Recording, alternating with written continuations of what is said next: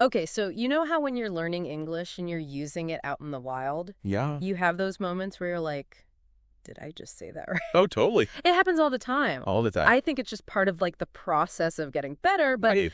what if there were like a way to zero in on some of the most common slip-ups and really get a solid grasp on how to fix them?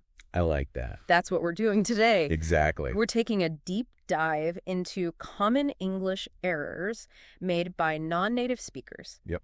Think of it as your fast track to smoother English. Nice. We're going to look at grammar, Of course. vocabulary and word choice, pronunciation, Big one. and those tricky little things called prepositions. Gotta love them. And by the end of this, you'll have the tools you need to speak and write with more clarity Yes. and confidence. Absolutely. So we've been looking at a bunch of these errors, Lots of them. and we're going to break them down into categories. Okay. I'll start with grammar, the backbone of clear communication. It's a framework. And one area where learners often stumble is with verb tenses, Definitely. especially when talking about something that started in the past but is still true in the present. Yeah. So, Can you give us an example? yeah, so like A common one. I've heard people say, Oh, yeah? I live here since 2 years. Classic. And like you kind of get what they mean, You get the gist, but it's not quite right. it's not quite there. Yeah. How would you fix that? So the correct way to say that would be, I have lived here for 2 years. I have lived here for 2 years. Right. So what's happening there? So English uses a special verb tense Okay. called the present perfect tense Present perfect. when we use since or for This or for. to talk about an action that started in the past and continues to the present. I see. And it gives you that sense of like Duration? Yeah, exactly. It started then and is still going. Ongoing. Oh, yeah, cool. Cool. Another grammar puzzle that trips people up I know this one. is make versus do. Oh, yeah. Sometimes they seem so interchangeable.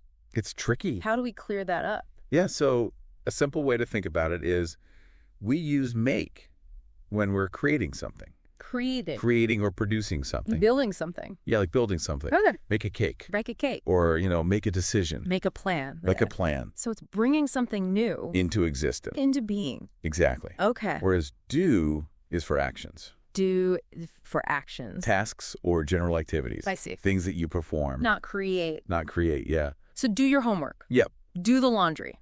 Do exercise. Do someone a favor. Exactly. So the Yep. question to ask yourself is, Am I creating am I creating? or am I doing? Okay. And that can help you choose the right word. I like that. Yeah. Okay, let's talk about something small. But it makes a big difference in how natural your English sounds. What's that? That little S Oh, the S. on verbs. S. When you're talking about he, she, or it in the present tense. Oh, yeah. It's so small. But so important. It's important. So you might hear someone say, Well, he go to the store every day. I've heard that. We understand what they mean, You get the idea. but it should be. He goes to the store every day. He goes. That little S Yes. indicates that it's a third-person singular subject He, she, or it. in the simple present tense. It's one of those basic rules. But it's easy to forget. It is easy to forget. When you're trying to get the message across, Right. you're not always thinking about grammar, No, but it matters. it does. So yeah, just remember that little S. Yes. Very important. Very important. Okay, so speaking of amounts, Okay. let's tackle much versus many. Much and many. This one comes down to whether you can count something Individually. individually. So it depends on the noun, Okay. whether it's countable Countable. or uncountable. uncountable. We use much with uncountable nouns, Uncountable. like much water, much water. much information, Much information. much time. Much time. Because you wouldn't say 2 times No. or 3 informations. 3 informations. It just doesn't work. It's a mass. It's a concept. Yeah. Okay, so many is for countable nouns, All right. things you can count one by one. Many books. Many people. Many opportunities. Exactly. So if you can put a number in front of it, Put a number. use many. Okay, got it. Got it. So we've covered some grammar basics. Yes. Now let's talk about words themselves. Okay. Vocabulary. Great vocabulary. And one tricky thing about vocabulary is false friends. False friends. These are words that look similar to words in your native language, but have totally different meanings. Totally different. And this can lead to some funny situations. Funny and sometimes awkward situations. Very awkward. So, for example. Give us an example. In Spanish. Okay. Spanish. The word actual looks very similar to actualmente. Yeah, they look almost the same. And you would think they mean the same thing. You would. But they don't. They don't. Yeah. So in English, actual means real. Real or genuine. Like the actual cost. The true cost. The real cost. Exactly. But in Spanish, actualmente means currently. Currently. So if you said, I am actually living here. Okay. A Spanish speaker might think you're emphasizing. A contrast. Like saying, in fact, I'm living here. In fact. Not just stating a fact. Right. It's not just a neutral statement. It's a little more emphatic. More emphatic, yes. There's another example. Another classic pair is library and libraria. Okay. Again, very similar. Very similar. But in English, a library is a place where you borrow books for free. Borrow books. For free. Whereas libreria in Spanish is a bookstore. Bookstore. Yeah. Where you buy books. You buy books. So imagine saying, I went to the library to buy a book. Oh, yeah. That would cause confusion. Total confusion. Total confusion. So you can't always rely on visual similarities. Visual similarities between languages. No, learn the meanings. Learn the meanings. Okay, moving on. Okay. From false friends. Yeah. Let's talk about choosing the right word. Okay. Even when they're not false friends. Even when they're not false friends? Sometimes it's about using the right level of intensity. Intensity. Like, well, I've heard people say. What have you heard? This coffee is too delicious. Too delicious. When they just mean they really like it. They mean they really like it. So what's happening there? Right. So, too usually suggests excess. Excess. Like more than necessary. More than you want. Yeah, more than you want, often with a negative implication. Okay. This soup is too salty. Means it has more salt than it should. Right. But this coffee is too delicious. Too delicious. Could imply that it's overwhelmingly rich or sweet. You don't want it to be so delicious. Yeah, that's almost like too much of a good thing. Interesting. So you could just say, this coffee is very delicious. Very delicious. Right. Much simpler. Much simpler. Just a strong, positive feeling. Without that sense of being overwhelmed. Exactly. Okay, another area where word choice matters. Okay. Is with words that describe how you feel about something. Feel about something. Yeah, like fun and funny. Fun and funny. These are often used interchangeably. Yeah. But they actually have different meanings. They do. So fun. Fun. Describes something that's enjoyable. Enjoyable. Or entertaining. The party was fun. We had a fun time. We had fun. So it's like a feeling of pleasure. Pleasure. Yeah, and engagement. You're actively participating. Participating, yeah. Funny, on the other hand, is something that makes you laugh. Makes you laugh. The comedian was funny. That's a funny story. So it's specifically about humor. Humor. Laughter. Yeah. So you wouldn't say the party was funny. Unless something hilarious happened. Unless something hilarious happened. Okay, let's move from vocabulary to how words actually sound. Pronunciation. Pronunciation. This can feel like a really big hurdle. It can. For English learners. It can. So let's start with the S sounds. Oh, the F sounds.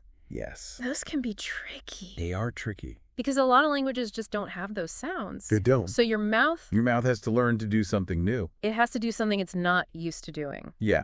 So the main challenge with F is distinguishing between the unvoiced E, unvoiced, then think, and the voiced E as in this. Let's see. And a common mistake is replacing the unvoiced ES with an S. Right. So think becomes sink, which can change the meaning completely. It does. Yeah. So how can we get that 3 sound right? Yeah. So a good tip is to focus on your tongue. Your tongue? Where's your tongue? So for both theta sounds, both, your tongue should be lightly touching. Lightly touching. Or between your upper and lower front teeth. Front teeth? And then you blow air out. Blow air out. For the unvoiced, the unvoiced. As in think. Think is just air. Of air.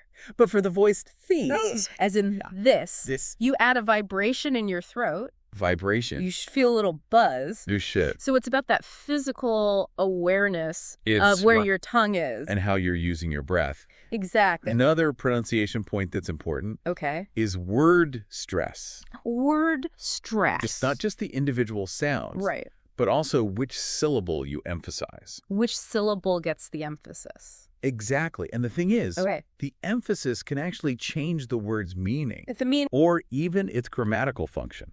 Oh, wow. So, like, take the word present. Present. If you stress the first syllable, Present. it's a noun, A noun. meaning a gift. A gift. But if you stress the second syllable, Present. it's a verb, A verb. meaning to give something. To give. So the stress changes everything. It does. Yeah. So how can we get better at word stress? The best way is to listen carefully Listen. to native speakers. To native speakers. Pay attention to how they're stressing words Okay. and try to imitate them. Try to copy them. Yeah, copy them. And also, dictionaries often show where the stress falls. They do. So that can be helpful. That's a good tool. Okay. Our final category of common errors, I'm ready. prepositions. Prepositions Little words. that can cause so much It's confusion. so much confusion. In, on, at, by. Oh, yes. So many. So many. Let's start with in, on, and at. Classic trio. When we're talking about places and times. Places and time. So there are some general guidelines. Okay, guidelines. In day is usually for broader locations or Like longer day. periods of time. In a city. In a city. In the 21st century. In the 21st century. In the summer. In the summer. So think of it as being contained Contained. within a larger space. A larger space or Right. time frame. Like one thing inside another. Yeah, that's a good way to think about it. On is usually for surfaces. Surfaces. Or specific days. On the table. On Monday. On January 1st. So in contact with a surface. Or a specific point on a timeline. Okay. And then at is for precise locations Precise. and exact times. At the airport. At the corner of Elm Street. At 3 o'clock. At noon. Okay. So it's like a very specific point Specific point. in space or time. Got it. Got it. Ah. These little words, It's small. they add so much detail They do. and context to our Mhm. sentences. It's something you kind of just have to learn through exposure Yeah. and practice. Practice. Another prepositional issue Okay. is with certain verbs or adjectives like interested in Interested in. versus interested about. Interested about. People get those mixed up. They do.